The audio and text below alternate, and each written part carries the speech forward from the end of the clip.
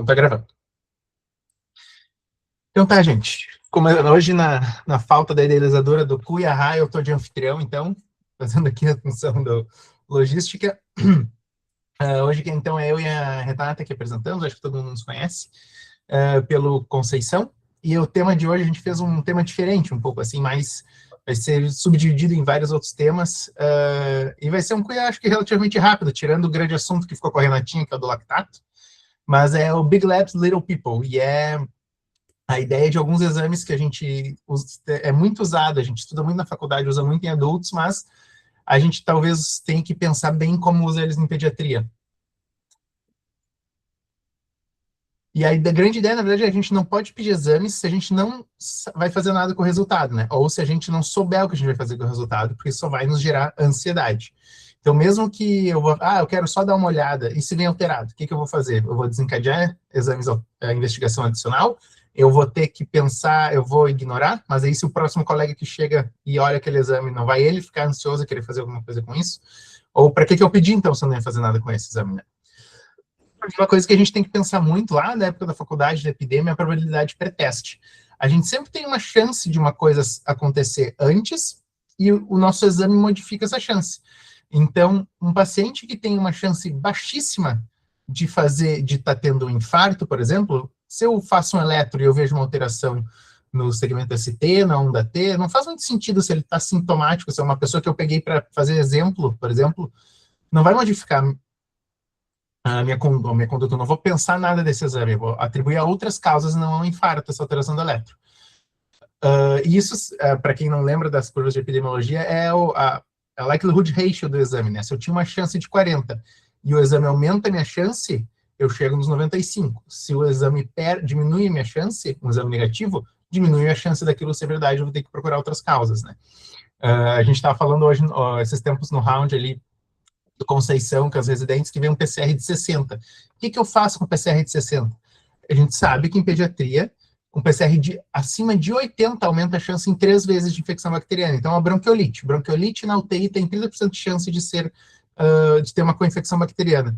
Se fosse acima de 80, iria para 90, eu vou botar um antibiótico. Agora o 60 fica em cima do muro, daí é aquela coisa, tem que pensar, ver para que lado está indo a criança, né? Então, a gente não consegue ter certeza de que esse exame não nos ajudou no fim das contas. E é isso que a gente pensa nesses exames que a gente vai ver agora. Por exemplo, se eu tenho um vozinho saindo de um hambúrguer, gordinho, fumando, que começa com dor no peito, isso é óbvio que é um infarto. Então vai chegar, eu já vou começar a manejar com infarto só com um eletro. Eu faço o eletro na hora, não vou nem esperar a troponina. Vou pedir para ver, curvar, mas não vou nem esperar. Agora, se é uma criança que está doente, que vem, o que eu vou fazer com esse exame de troponina alto dela, por exemplo? Então, vamos começar justamente pela troponina, que serve melhor ao nosso exemplo aqui. Para a gente se lembrar, a troponina, ela é que regula a ligação do cálcio com os filamentos de actina e miosina e faz a contração das fibras musculares. E ela tem 3 subunidades, a troponina C, a troponina I e a troponina T. A troponina C também está presente no músculo esquelético, só a troponina I e a troponina T são específicas para músculo cardíaco em adultos. Em crianças, no neonato, tem troponina T no músculo esquelético, então ela é pouco sensível. Então, para a gente lembrar das cardiopatias congênitas, na nossa transposição de grandes vasos, que faz cirurgia logo depois, poxa, será que essa criança está isquemiando? Não adianta pedir a troponina T, tem que ser a troponina I, porque pode estar aumentado só por isquemia do músculo esquelético, ou se essa criança está fazendo febre, ou se ela teve convulsão e pode ter dano na musculatura esquelética. Então, tá. E, basicamente, qualquer coisa pode aumentar minhas troponinas, tá? Tem essa pequena tabela com 1 milhão de casos de aumento de troponina, e é por isso que a gente tem que pensar muito qual que é o meu diagnóstico e se essa alteração vai fortalecer ou não o meu diagnóstico. Por exemplo, esse estudo aqui foi só de pediatria, de 1.409 pacientes com dor torácica. A investigação dessa dor torácica custou $2.400, mais ou menos $800 por encontro. E as crianças que estavam afebris com eletrocardiograma normal, só 1% tinha aumento de troponina, que levou a algum achado relevante. Ou seja, eu tive que fazer 75 exames por teste de troponina alterado, ou gastar $162 mil por teste de troponina alterado, para a partir daí tirar alguma conclusão desse exame. E aí que vem a grande questão da probabilidade de preteste. Provavelmente essa dor torácica da criança não é do coração estar sofrendo isquemia. que eu vou usar, então, a troponina em pediatria? Na síndrome coronariana aguda, a gente sempre tem que pensar, ela tem que ter alguma causa. Não tem coronária entupida que nem tem adulto tem, que nem AVC, não adianta a gente fazer padrão em adulto com AVC ou fazer eco de carótida. A criança não teve tempo de fazer paracardia de aterosclerose na carótida, não teve tempo de entupir coronária. Então, a gente tem que ter outra causa para isso. Ela tem algum trombo que foi para a coronária, ela tem alguma cardiopatia congênita, ela está com alguma intoxicação que fez isso, e muitas vezes, principalmente adolescentes, a gente tem que pensar isso, ela fez uso de cocaína, ela fez uso de alguma outra substância que vai fazer dano e que vai fazer isquemia, que vai aumentar essa troponina. Então, sempre tem que pensar se tem alguma causa. A gente sabe que criança é muito raro a gente ter síndrome coronariana aguda sem outros motivos. Em trauma, ela é bem útil para a gente ver se teve contusão cardíaca junto. E a partir daí monitorizar para choque cardiogênico, ver a função, levar para fazer um ecocardio, ver se tem função cardíaca alterada em função disso, né? Porque é mais fácil pedir a troponina do que pedir um ecocardio. Em miocardite, que na verdade é o grande papel da troponina em pediatria, porque ela tem uma sensibilidade muito boa e uma especificidade bem boa também. E, na verdade, se ela persiste alta em 72 horas, independente do valor absoluto que ela chegou, ela aumenta em 3,5 vezes o risco de precisar de ECMO. Então, vai de 7% de precisar desse suporte para 25%. Mas, de novo, é a persistência dela elevada. Chegou a 100, a 200, a 1.000 de troponina, o valor absoluto não me dá prognóstico. Então, esse que é o grande papel para o diagnóstico e auxílio da gravidade, estratificação da gravidade ao longo do tempo na miocardite. Em Kawasaki, que a gente pensa muito também, porque tem alteração de coronária, será que vai ter? Eu tenho sensibilidade de apenas 30%, porque eu tenho que primeiro ter alteração de coronária, que é uma coisa tardia, para depois pensar, na troponina ter sido alterada. Então, ela acaba não sendo muito útil também. A gente tem que pensar na fisiopatologia, que vai ter alteração de coronária, depois de um tempo eu vou ter que fazer o ecocardio. E na MISC, que a gente viu muito na época do Covid, agora a gente mal tem falado, porque não tem visto mais tanta criança com Covid. Ela é um marcador de disfunção cardíaca, ela entra nos critérios diagnósticos, inclusive, disso. E se eu não vou usar na síndrome coronariana aguda, eu posso usar em isquemia cardíaca secundária, porque, que nem a gente viu naquela tabela, um monte de coisa altera a troponina. Sepse, anemia, choque, asma ou taquicardia persistente, que está aumentando a demanda cardíaca por oxigênio, eu posso ter um pouquinho de isquemia relativa. Tudo isso vai aumentar a minha troponina. Mas o que eu vou fazer com essa troponina aumentada? Nada, eu vou tratar a causa de base, eu vou ter que tratar a sepsia, eu vou ter que tratar a anemia para aumentar a entrega de oxigênio, tratar o choque e tratar a asma. E isso vai melhorar a minha entrega de oxigênio e vai melhorar, diminuir a falta de oxigênio que meu coração está tendo. E em cardiopatias congênitas, isso sim a gente tem que pensar bem, que tem um papel, mas a gente tem que ser bem criterioso, porque, por exemplo, toda criança que vai para uma cirurgia vai fazer uma cardiomiotomia. Se eu estou mexendo nesse coração do lado para o outro, cortando, é óbvio que eu vai ter liberação de troponina na corrente sanguínea e vai subir. Então, muitas vezes, o grande uso da troponina nas cardiopatias congênitas é ver o trend, é ver se ela está caindo ou está subindo ao longo do tempo. Porque vai vir depois da cirurgia 2.000, 3.000, que nem a gente vê às vezes depois dos switches arteriais, das transposições de grandes vasos, chega às vezes chega a 30.000. Mas a grande questão é, ele segue subindo, e eu tenho alguma alteração com a minha coronária, e eu tenho alguma outra coisa ainda lesando o meu coração, ou ele está caindo? Não, se está caindo, isso é tudo da SEC, da cardiomiotomia, e isso vai melhorar com o tempo. E um achado bem interessante que eu vou citar depois o artigo geral que a gente usou para a maior parte dessa apresentação, é que ele aumenta em 100 ACV, porque uma sobrecarga de volume aumenta a demanda miocárdica do ventrículo, e isso faz com que possa ter um mismatch da entrega de oxigênio, e assim um pouco de lesão e aumento da troponina, mas ele tem uma correlação direta com a reação da pressão da artéria pulmonar com a pressão sistólica sistêmica. Então, eu posso ter o VD sozinho sendo um sinal de que a troponina está elevada, o VD, a disfunção do VD aumentar a minha troponina, e isso ser um marcador de, eu devo estar com problema no meu VD, eu devo estar com problema na minha pressão da artéria pulmonar. Agora passando para o outro Big Lab. Isso, um outro Big Lab seria o BNP e o ProBNP, né? que é o peptídeo natriurético. A gente utiliza pouco ainda, e o mais importante é a gente utilizar a tendência dele. Mas ele é um exame que, para certos pacientes, assim como o Gabi falou da troponina, ele é bastante válido, assim. Só um pouquinho da fisiologia para a gente lembrar e o porquê que a gente pede um ou outro, assim, tem uma diferençazinha sutil, assim. Então, o BNP ele é sempre liberado pelos miócitos, assim, em resposta a um estiramento da fibra muscular devido a algum estresse hemodinâmico, assim, ele não é liberado em situações fisiológicas, né? Ele é clivado nesse pró-BNP e aí ele se divide em BNP e NP-pró-BNP.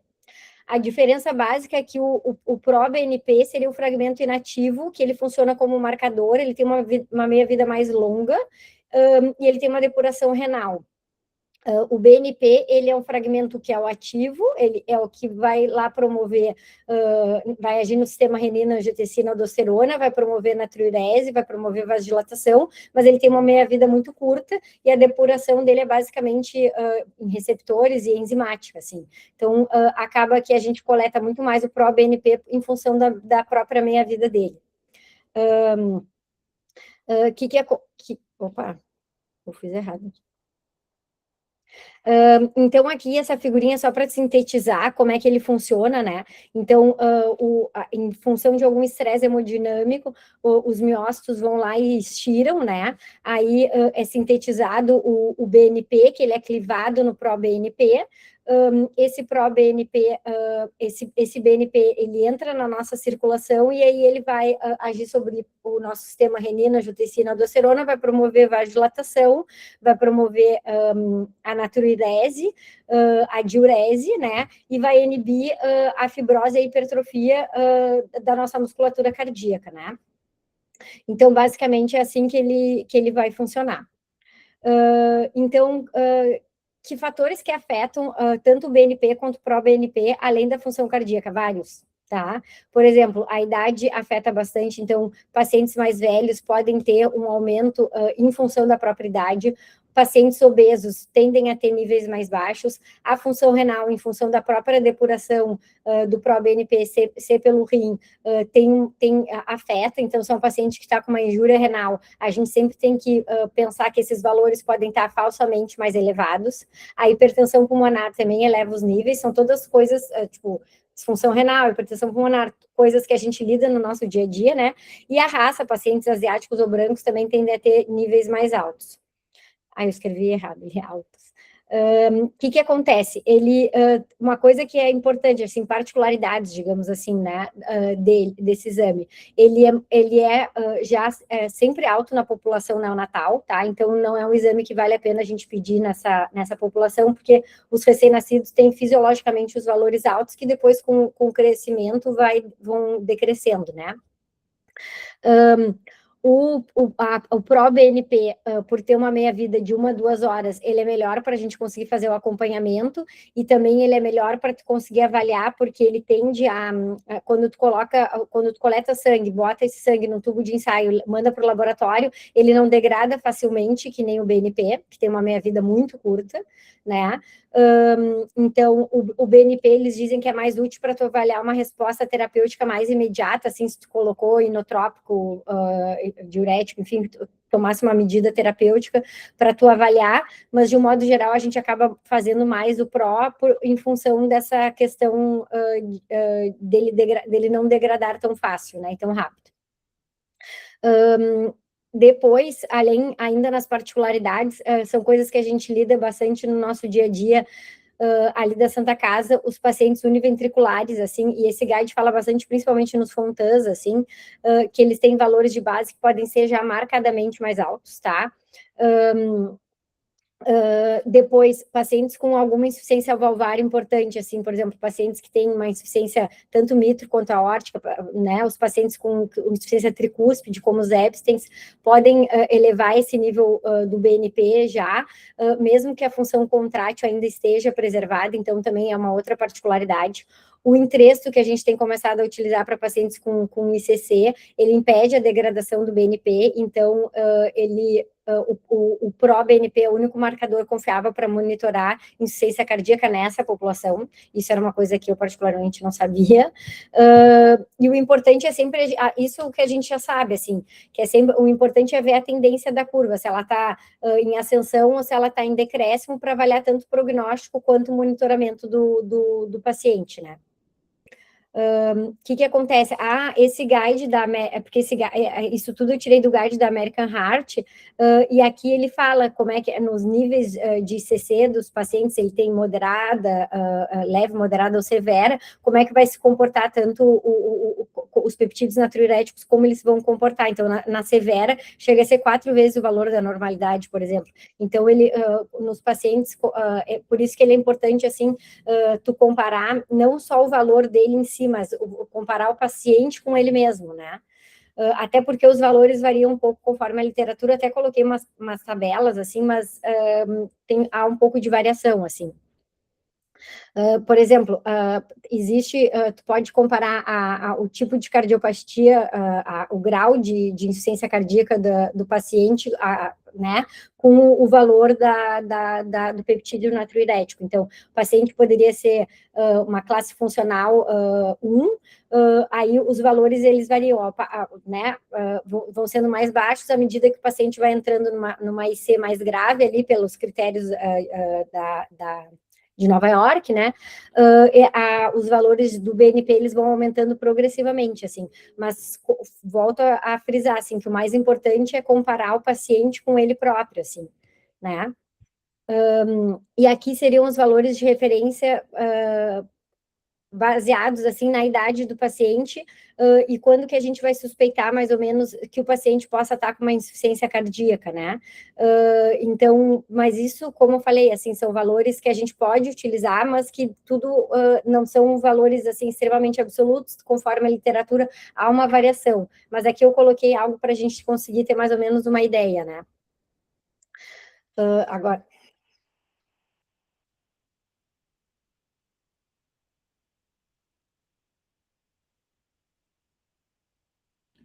Gabriel, o teu microfone está desligado. Pode desligar para não passar mais fácil. Então, falando sobre o dedímero, que é um exame que eu lembro que na minha residência eu ia pedir um monte, agora a gente tem até pedido menos, porque é bom, porque ele tem bem pouco valor em pediatria, a gente vai falar por quê. Então, lembrando, o dedímero, na verdade, ele é a origem do fragmento do tecido de fibrina.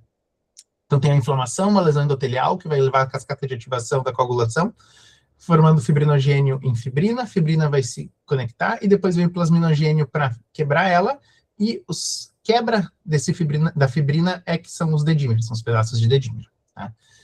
Então, na verdade, ele é um marcador de trombo em remuneração, ou ele está sendo produzido, ou ele está sendo degradado, e ele vai subir nisso, e ele é um marcador inflamatório geral. Então, qualquer coisa que cause a inflamação, por exemplo, hepatopatia, câncer, trauma, infecção, doença renal, tudo isso vai aumentar meus dedímeros.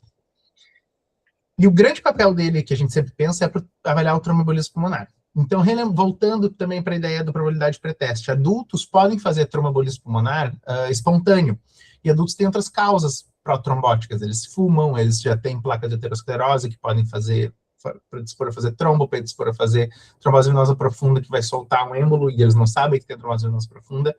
E aí, tem critérios bem validados, o PERC, o Wells para adultos, que quando eles têm baixa chance, eu faço dedímero para excluir.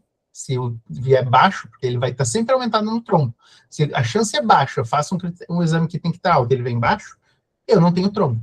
Mas os adultos, eles mesmos já usam, se a minha chance é média, ou principalmente se é alta, eles vão direto para o exame de imagem, porque não tem porque eu pedir dedímero se eu já suspeito que tem um trombo, eu quero saber se tem trombo no pulmão.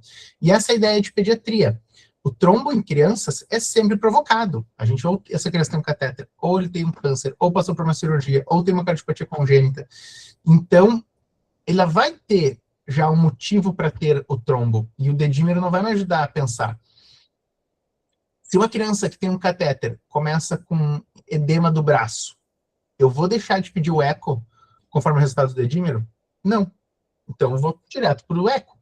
Se a criança que está entubada, que tem um catéter, ou fez uma cirurgia cardíaca, começa a desaturar, eu faço raio-x, não aparece nada, faço outras coisas, não aparece nada, eu vou pedir dedímero para ver se é TEP? Não, eu vou direto para o angiotomo.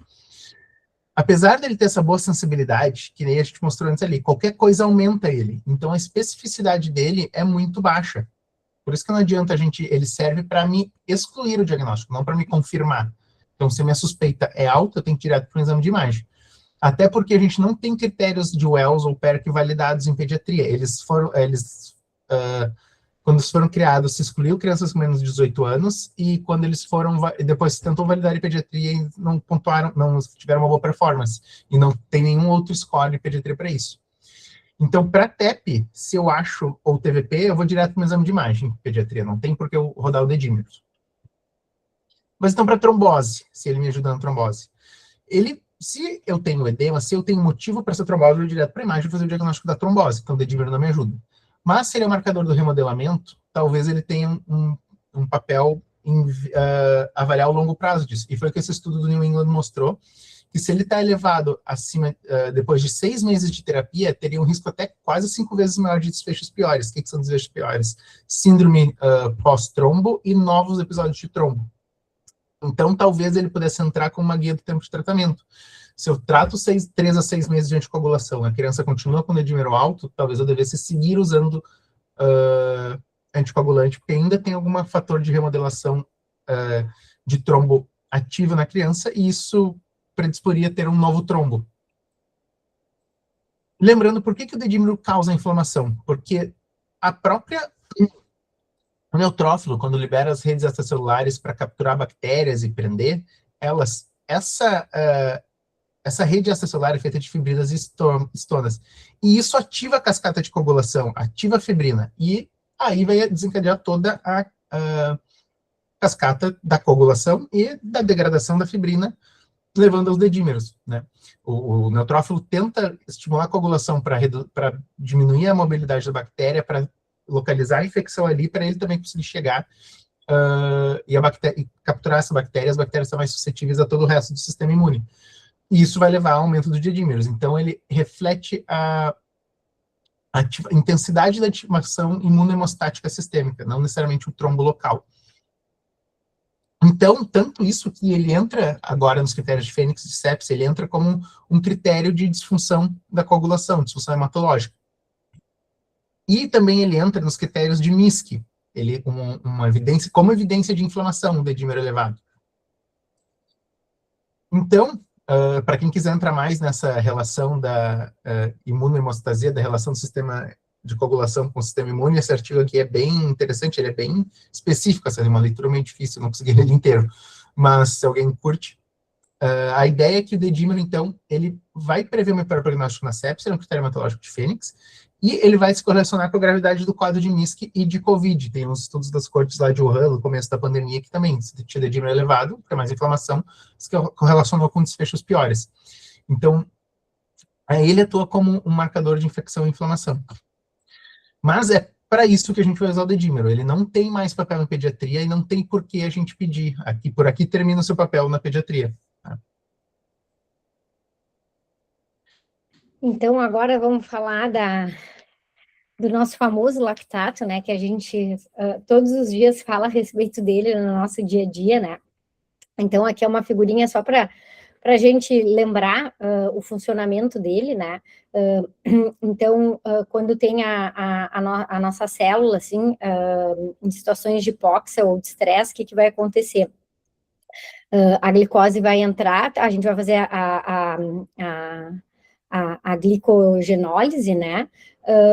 E aí vai se quebrar, essa glicose vai se quebrar e vai em NAD, e vai se transformar em ATP, e vai virar o piruvato, que em situações de hipóxia ou baixa concentração de oxigênio, ele não consegue entrar dentro da mitocôndria, né? E aí ele vai ser convertido, então, num lactato, né? E aí esse lactato vai entrar na corrente sanguínea, vai entrar no nosso fígado, e aí vai ser degradado ali, e aí vai ser feita a gliconeogênese, onde a gente vai, onde o ciclo vai se refazer todo novamente, assim. A gente sabe que o lactato está muito associado ao metabolismo anaeróbio, principalmente em situações de choque, né? Onde a gente tem um desbalanço entre a oferta e a procura, né? E aí, quando ocorre esse desbalanço, a gente acaba lançando muito mão do metabolismo anaeróbio e acaba fazendo essa formação do lactato. Mas a gente sabe também que o lactato pode aumentar. Isso é uma coisa importante da gente lembrar no nosso dia a dia, que ele não aumenta só em função desse metabolismo anaeróbio, né? Nessas situações de hipóxia ou baixa concentração de oxigênio, que a gente vai aumentar o nosso lactato. Por exemplo, pacientes com alguma disfunção hepática importante não vão conseguir, também podem ter um lactato aumentado. O uso de salbutamol, por exemplo, também pode dar uma alteração nesse lactato. Então, tem alguns outros detalhes que a gente tem que lembrar, que o lactato não está 100% ligado à hipóxia ou baixa concentração de oxigênio. Opa.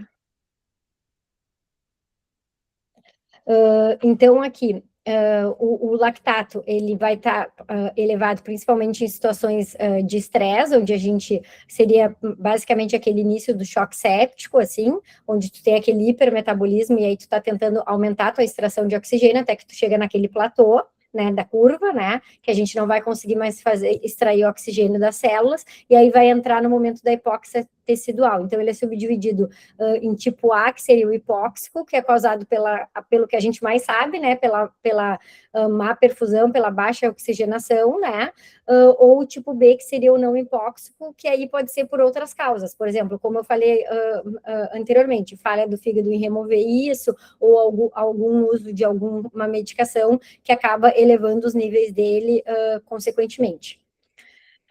Então, não tem como a gente falar no lactato, e aí, óbvio que eu vou dar uma pincelada também no novo guide do survival, mas a gente precisa, para falar no lactato, os adultos já falam nisso há bastante tempo, e aí é que eu vou comentar os dois de uma forma rápida, assim, os dois andrômedas do choque, né? Agora, no final do ano passado, saiu o 2, esse aqui é o 1, né? Que ele comparou os pacientes, assim, eles queriam avaliar o que seria melhor, assim, para a intervenção dele seria avaliar a perfusão periférica e comparar ela com lactato e ver qual que seria o melhor preditor para a mortalidade dos pacientes com choque séptico, né? Então, os pacientes foram randomizados por um protocolo de ressuscitação para normalizar ou o tempo de enchimento capilar ou para a redução do lactato, que eles estipularam que teria que reduzir em 20% ou mais a cada 2 horas, durante um período mais ou menos de 8 horas, e o que eles viram é que não houve diferença significativa entre os dois grupos, né? Entre tu tentar fazer a ressuscitação desse paciente avaliando o tempo de enchimento capilar ou o lactato.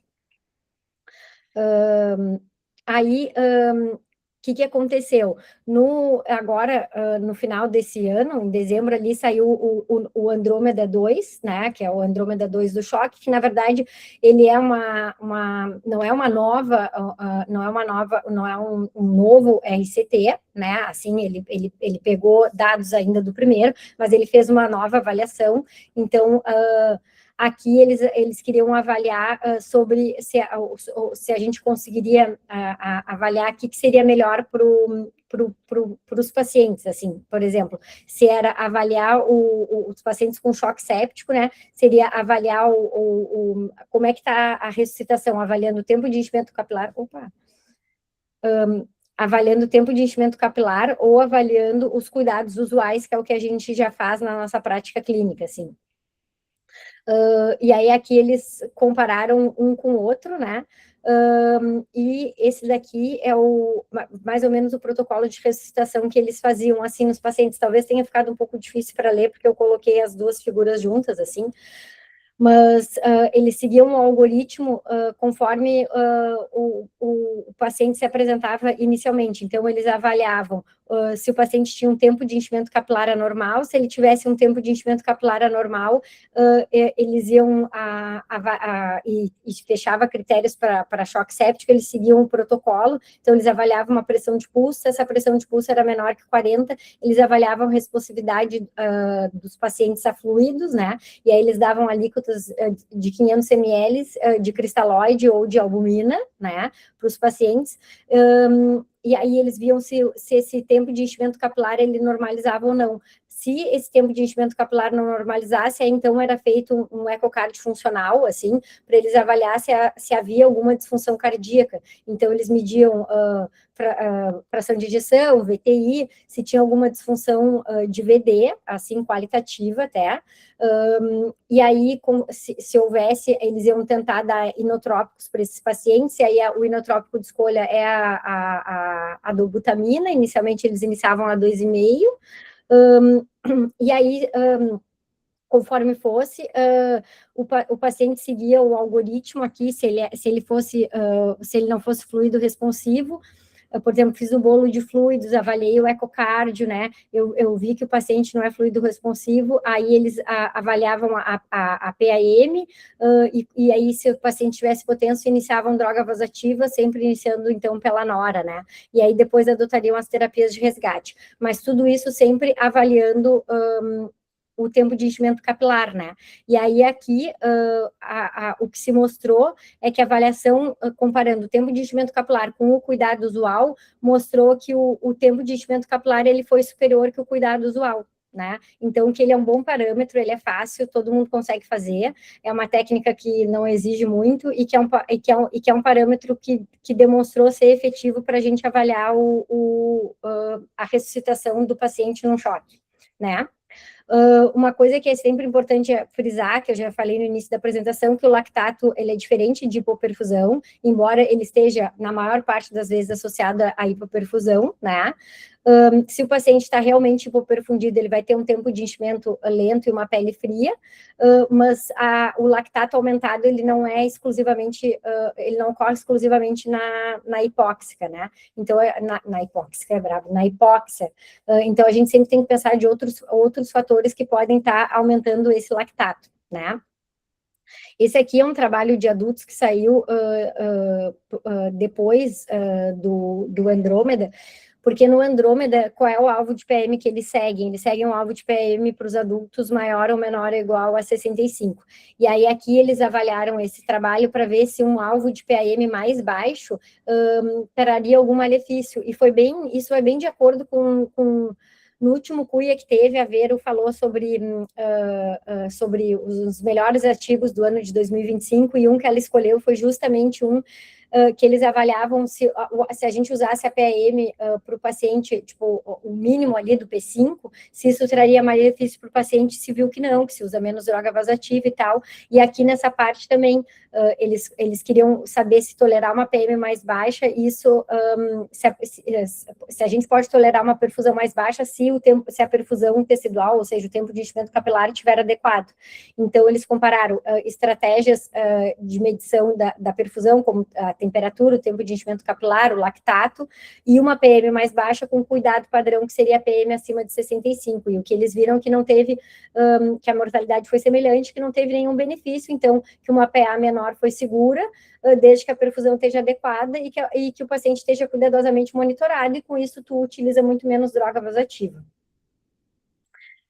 Aqui, então, trazendo, assim, os valores de lactato alterados, assim, os valores de referência do lactato, a gente tolera um lactato até 2, é baseado nesse estudo aqui, que é um estudo bastante antigo, mas ainda agora ainda do século XX, ele é de 2000, é um estudo bem... Não, mas então não é esse, desculpa, mas basicamente teve o que trouxe esse lactato, assim, em torno de 2, ele é ainda um estudo bem mais antigo, assim, 2008, 2007, e o Survival Sepsis, que ele fala, assim, que a gente tem que, o valor de referência do lactato seria até 2, e o Survival fala que lactatos acima de 4 predizem uma falência orgânica, que é um marcador importante de gravidade, e que agora eles recomendam nesse guide de 2020, dessa semana, né, que a gente já faça uma avaliação inicial medindo o lactato, e que a gente espere uma redução de pelo menos de 10% a 20%, depois de 2 a 4 horas que a gente iniciou a ressuscitação no nosso paciente, assim.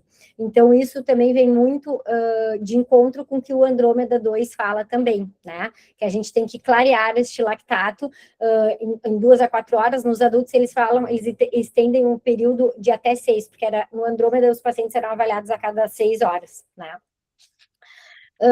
Então, o que acontece? Esse estudo aqui avaliou bastante crianças, assim, foram 1.291 crianças que tinham critérios de CIRS e que eles coletaram lactato logo no início do tratamento, e o desfecho foi avaliar falência orgânica nas primeiras 24 horas. E o que eles viram que um lactato inicial de 4 ou mais foi o melhor ponto de corte para prever gravidade, mas que isoladamente a sensibilidade e a especificidade não eram boas, devendo ser interpretado como um todo, que é o que a gente sabe, que a gente faz, assim. Mas o que dá para saber? Que um lactato alto, inicialmente acima de 4, é um preditor de gravidade, né? E gravidade importante.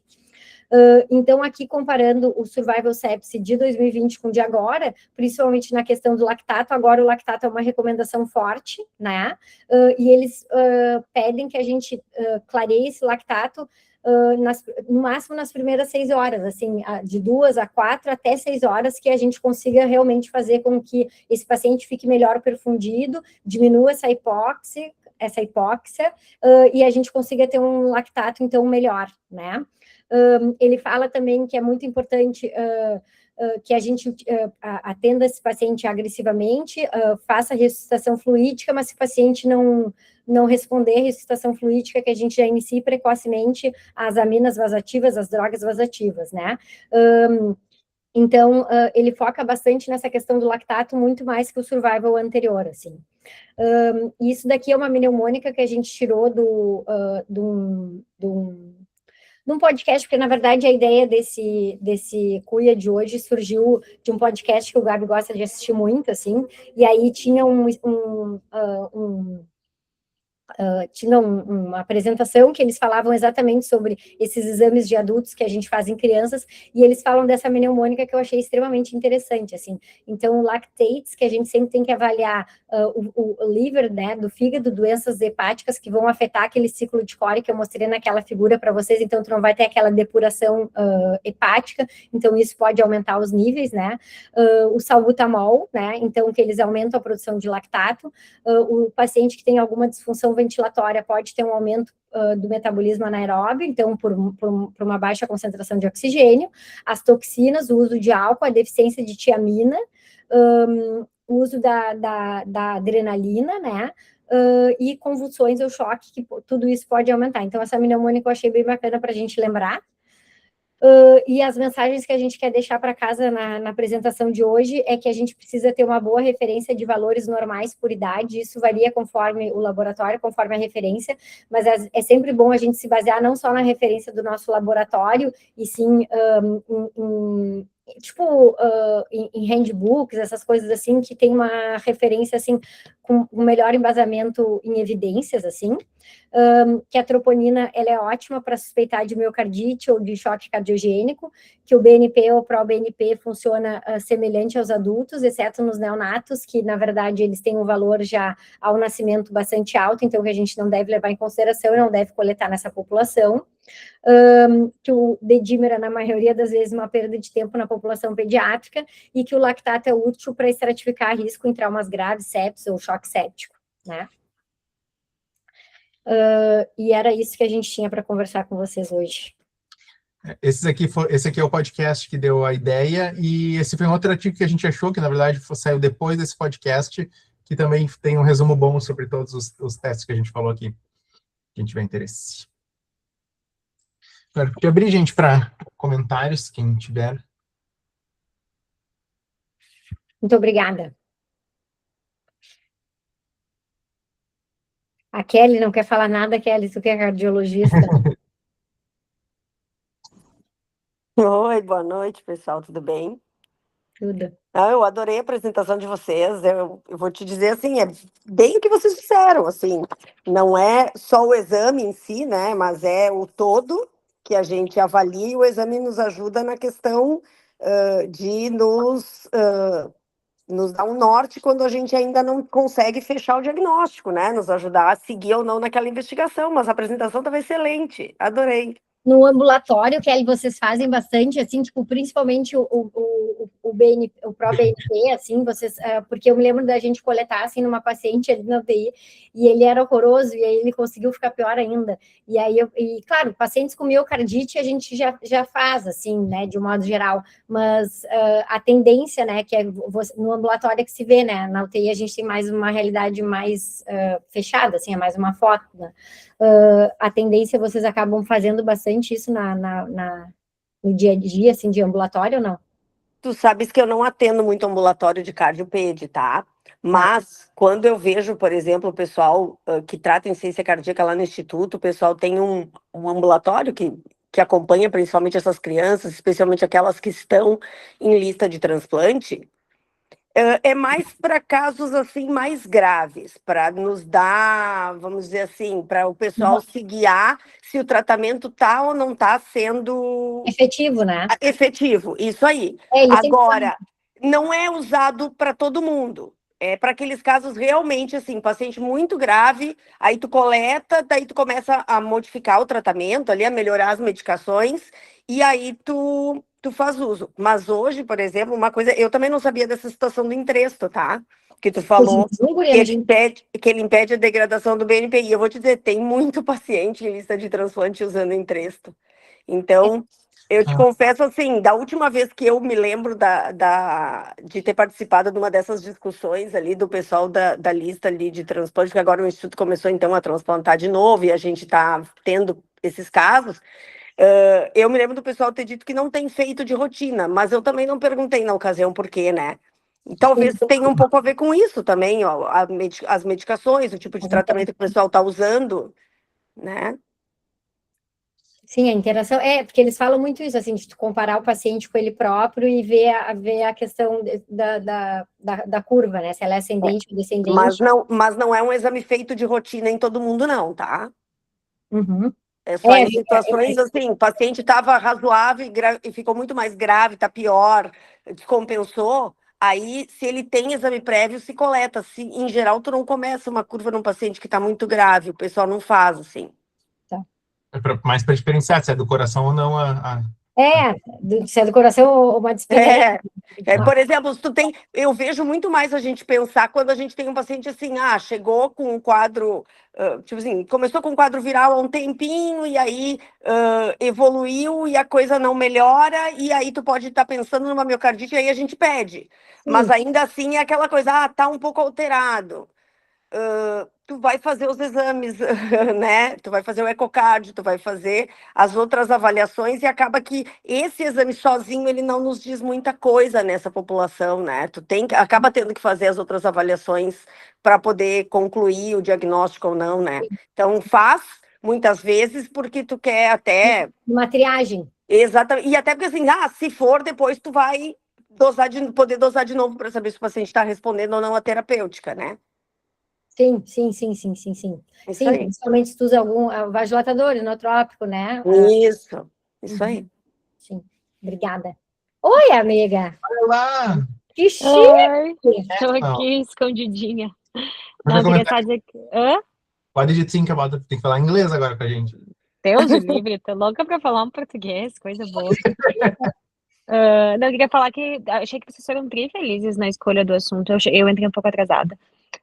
Mas toda a parte, obviamente, antes também foi, mas toda a parte que eu acompanhei, achei a escolha do assunto brilhante, assim, porque, enfim, acho que também faz parte da gente refletir a coisa um pouco do choosing wisely, assim, né? Acho que vários dos exames a gente acaba, às vezes, entrando numa coisa meio, vamos pedir, e depois a gente tem que lidar com o problema do que a gente faz quando eles vêm, né? Acho que é R$600 para rodar um ProBNP. Exato, né? Inclusive isso do ponto de vista de gestão também, né? Tipo assim, tudo isso tem custo, enfim, né? Impacto, e o nosso chefe aqui sabe dizer tudo. Então, acho que até desse ponto de vista foi um assunto super importante, assim. Eu sempre penso isso com dedímero, eu vou dizer assim, eu acho que a coisa de pedir dedímero é uma coisa que veio meio no Covid, na onda dos adultos, assim, e eu confesso pra vocês, eu muito pouco sei o que fazer quando eu vejo um paciente não ter com dedímero alterado, honestamente, tipo, eu penso, tá, e Né? Contribuir com isso, né? E agora, né? Então, é legal revisar, assim, as evidências que a gente tem, até para ver que, né, nem tudo a gente consegue extrapolar, enfim, para os nossos pacientes. Adorei, e o Gabi já tinha falado desse podcast, mas eu não era uma pessoa de podcasts, e agora que eu tô numa vida mais excluída, eu tô ouvindo mais podcasts, então eu vou escutar esse daí também. Vou ouvir. Tem saído Vou pouco ouvir. episódio novo, mas ele tem mais de 100, então dá pra Então, falar. tem vários. Vou ouvir, mas foi tribom, muito legal. Coisa boa te ver. Tá, gente, acho que se ninguém mais tem comentários, ficamos por aqui. Muito obrigada. Obrigado pela participação de todos, obrigado, Rê. Obrigada, Gabi. Obrigada Próxima. pela parceria. Oi, Renatinha.